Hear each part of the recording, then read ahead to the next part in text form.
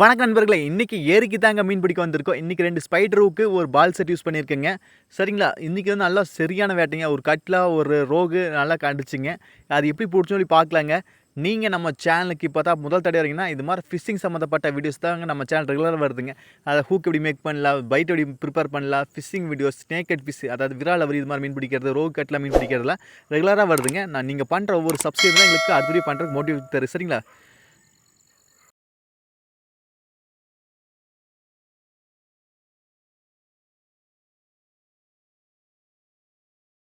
நாங்கள் வந்து இன்றைக்கி என்ன பைட் யூஸ் பண்ணியிருக்கோம் அப்படின்னா, சத்து மாவு, கோதுமை தவிடு, மைதா மாவு, ஜிலேபி பவுட்ரு, அப்புறம் நம்மளுக்கு எசன்ஸ் யூஸ் பண்ணியிருக்கோம். இதோட ஃபுல் வீடியோ வந்து நம்ம சேனலில் வீடியோ போட்டு செக் பண்ணி பாருங்கள். சரிங்களா, அப்புறம் பால் செட்டு, ஸ்பைடர் ஹூக் இது மாதிரிலாம் நம்ம எப்படி நம்மளே மேக் பண்ணலாம்னு சொல்லி கூட வீடியோ போட்டுருக்கு, செக் பண்ணி பாருங்கள். நம்மளுக்கு இன்றைக்கி ஒரு ரோகு அடிச்சிருச்சு பாருங்கள். ஃபஸ்ட்டு வாட்டர் கேன் சுற்ற ஆரம்பிச்சிருச்சு. வாட்டர் கேன் ஸ்டக்காகி சுற்றுது. ஏன்னா நம்மளுக்கு வந்து அது கீழே வந்து பில்லு இருக்கிறனால நல்லா பிடிச்சிக்குது. இப்போ நம்ம ஆள் வந்து லேண்டிங் பண்ண ஆரம்பிச்சிட்டாரு நம்ம தலைவர்.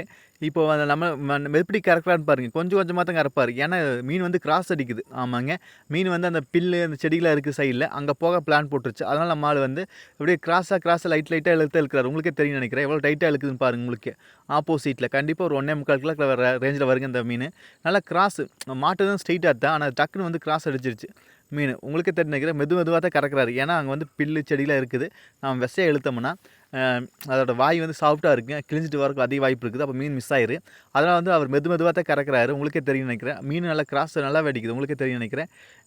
ஒவ்வொருத்தர் டக்குன்னு இழுப்பீங்க. டக்குன்னு இழுத்தா மீன் வந்து ஆப்போசிட்டில் நல்லா டஃப் கொடுக்கும்போது வாய் கிளியருக்கு அதிக வாய்ப்பு இருக்குது. சரிங்களா, இப்போ இந்த ஃபோக்கஸில் நல்லாவே தெரியும் பாருங்கள். அவர் வந்து எப்படி கறக்கிறான்னு பாருங்கள். உங்களுக்கே தெரியும் நினைக்கிறேன்.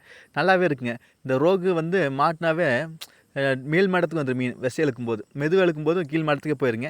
ஏன்னா மீனோட நம்ம போக்கிலே வரும். நம்ம விசை இழுத்தோம்னா மீனோட போக்கில் போகும். அதனால தாங்க இப்போ பார்த்தீங்கன்னா இங்கே பூரா பில்லு தான், சைடில் பூரா பில்லாத.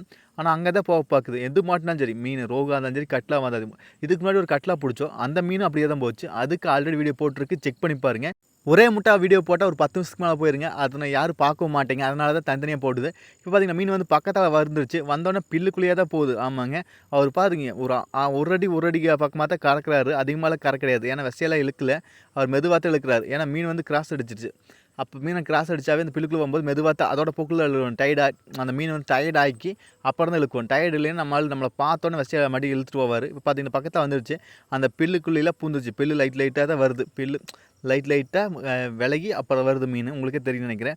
நம்மளுக்கு வந்து இந்த ஸ்பைடருக்கு வந்து நம்ம இது வந்து ஸ்பைடருக்குள்ளே மாட்டுச்சு. எல்லா மீனும் ஸ்பைடருக்குள்ளே மாட்டுது. ஸ்பைடரில் கீழே 8 முள் இருக்குது, மேலே 8 முள் இருக்குது. நல்லா ரிசல்ட் கிடைக்குங்க.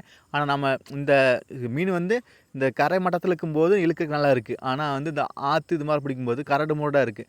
அந்த பகுதி இந்த ஸ்பைடருக்கு வந்து நம்ம கையில் லேண்டிங் பண்ணும்போது பார்த்து லேண்டிங் பண்ணணும். மீன் வந்து பக்கத்தில் வந்துச்சு. பார்த்து உங்களுக்கே தெரியும் நினைக்கிறேன். மீன் வந்து பக்கத்தில் மேல் மட்டும் வந்துருச்சு. ஆமாங்க, இது 1.5 கிலோ சைஸில் கண்டிப்பாக இருக்குது. 1.25 கிலோ அந்த சைஸில் கண்டிப்பாக இருக்குங்க. பார்த்தீங்களா, ஒரு வாரத்தில் எப்படி இழுக்கிறாரு உங்களுக்கே தெரியும் நினைக்கிறேன். மெதுவாக அப்படி தரையாட்டு இழுத்தார். தூக்கெல்லாம் கிடையாது, தரையை இழுத்துட்டார். உங்களுக்கே தெரியும் எனக்கு. இந்த மீன் எவ்வளோ டஃப் பிடிச்சிருந்தீங்களா அப்படி. ஏன்னா செடிக்குள்ளே போச்சுனாவே நம்மளுக்கு ஆஃப், அதுக்கு ஆஃப், அப்படி தான் இருக்குது. இதுக்கு அடுத்தது ஒரு கட்லை கிடச்சிங்க. ஆல்ரெடி ஒரு கட்லை ஹூக்காச்சு, அது வந்து பிடிங்கிட்டு போயிடுச்சு. இப்போ மறுபடியும் ஒரு கட்லா வந்து ஹூக்காச்சுங்க. ஆமாங்க, அதே தூண்டியில், அதாவது அதே ஸ்பைடர் ஹூக்கில் தான்.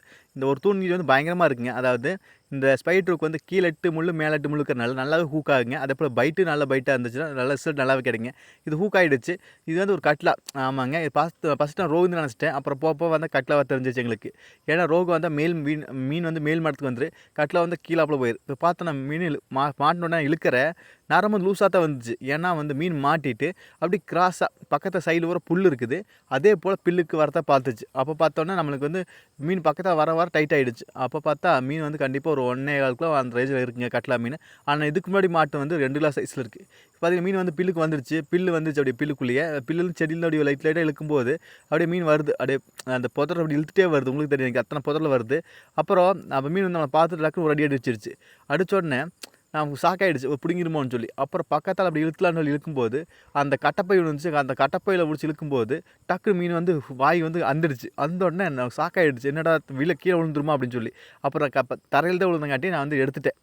இது வந்து கண்டிப்பாக 1.25 கிலோ அந்த ரேஞ்சில் கண்டிப்பாக இருங்க. ஒரு கட்லா மீன் பார்த்து வாய் கிழிஞ்சிருக்குது. உங்களுக்கே தெரியும் நினைக்கிறேன். வாய் நல்லாவே கிழிஞ்சிருச்சு. இது மாதிரி மீன் வந்து லேண்டிங் பண்ணும்போது பக்கத்தில் செடி இருந்துச்சுன்னா நம்ம வந்து கைவிட்டு தான் எடுக்கணும். ஆமாங்க, ஏன்னா நான் கேமரா மாற்றி இருக்கிற தலையில் தண்ணி குதிச்சு வம்பா போயிடுது. அதனால தான் வந்து நான் இப்படி வந்து விஸ்கு இழுத்துட்டேன். சரிங்களா, நீங்கள் வந்து இந்த மெத்தட் இழுக்காதீங்க. அப்படியே நான் ரோகு இழுத்துறீங்களா, அது மாதிரி தரையை இழுக்க பாருங்கள், நம்மளுக்கு நல்லா பெனிஃபிட் கிடைக்குங்க. சரிங்களா, ஆல்ரெடி இதுக்கு முன்னாடி ஒரு கட்டில் மாட்டுச்சுங்க, அது வந்து நல்லா ஹூக்காச்சு. அது வந்து முன்னாடி வந்து அந்த அலசம் தெரியுங்களா, அப்போ வந்து பிடுங்கிட்டு போயிடுச்சு. அதுக்கு வீடியோ இருக்குது, செக் பண்ணி பாருங்கள். அப்புறம் இது மாதிரி ஃபிஷிங் சம்மந்தப்பட்ட வீடியோஸ் மட்டும்தான் வருங்க. அதாவது ரோகு கட்லா இது மாதிரி மீன்களை எப்படி பிடிக்கலாம், அதே போல் பைட் எப்படி மேக் பண்ணலாம், அதாவது ரோகு கட்லாவுக்கு பைட் எப்படி ப்ரிப்பேர் பண்ணலாம். ஏன்னா பைட் நல்லா இருந்தால் தான் மீன் வந்து நல்லா வாய் வைக்கிங்க. அதே போல் ஹூக்கு, ஸ்பைடர் ஹூக்கு, பால் செட்டு, ஃபீடர் ஹூக்கில் 3 ஹூக்கு இருக்குது. அது எப்படி செட் பண்ணலாம் அப்படின்னு சொல்லி வீடியோ போட்டிருக்கு சிம்பிளாக. அது செக் பண்ணி பாருங்கள். நம்மளுக்கு பைட்டுமே ஹூக்கு நல்லா இருந்தால் போதுங்க, மீன் நல்லா ரிசல்ட் கிடைக்குங்க.